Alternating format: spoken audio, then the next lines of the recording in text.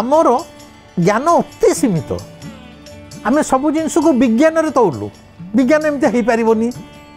अरे जगन्नाथ पाखे विज्ञान फेल मार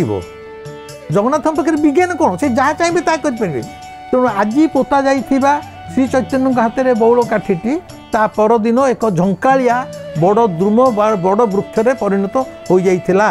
एवं जू गछ तले हरिदास सबुदिन तपस्या करुले से समय गोटे घटना नवकलवर समय तो आपण मैंने जानती दारू संग्रह पर काठ आसे जो थे ठाकुर नुआ दारू तैयारी हुए गोटाए वर्ष